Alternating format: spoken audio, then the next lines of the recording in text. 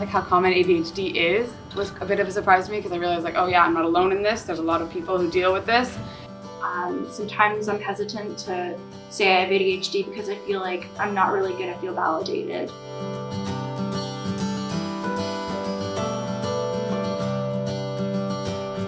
But I have heard from some kids, oh, you get extra time on tests, but you're smart. You don't need extra time. And I'm like, they don't get it. They think that being smart is the same thing as like being neurotypical, I guess. One of my friends had mixed up a lot of science classicism with ADHD and those things. You're saying they're the same thing, and it was like, no, they're very different. The reason that you're disabled is not just because of your own impairments, but it's the way that society is not accommodating you. They think that people will grow out of it. They think that if you give medication to a child with ADHD, it will ruin their childhood. But it saved mine, because it was a form of treatment that allowed me to be myself, and without the interference of all the emotional stuff that I was dealing with as well. And I felt like it was freeing me and allowing me to be my best self.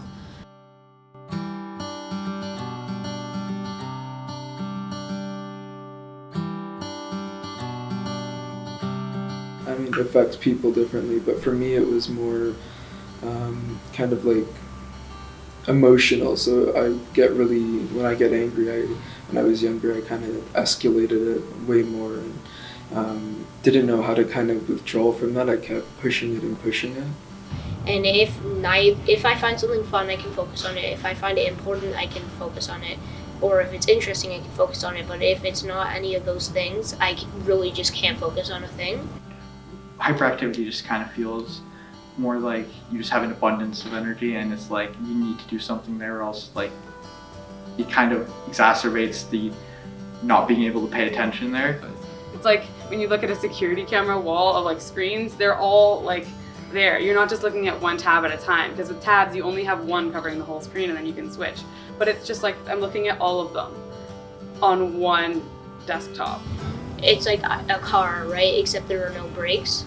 So there's a stoplight, and it's me doing something that annoys someone, but I can't stop doing it because there are no brakes. I can't stop.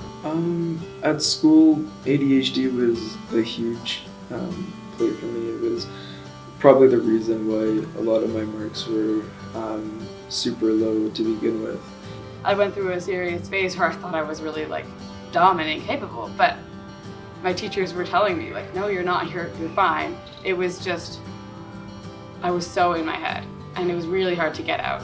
Understand that these are things that can strongly impact someone's life, and you don't know their story, but you can learn.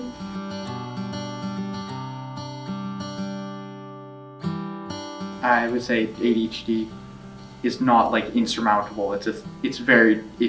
You can deal with it. Sometimes it does feel a bit what's called a bit insurmountable, but it's something that you just got to figure out what works for you and what doesn't. It's really important that if you have ADHD, that you know that it's real, and that you are surrounded by people who can validate you rather than invalidate you and tell you that it's made up. And not just by saying that it's real, but also by saying that it's okay to have these issues and you're not alone.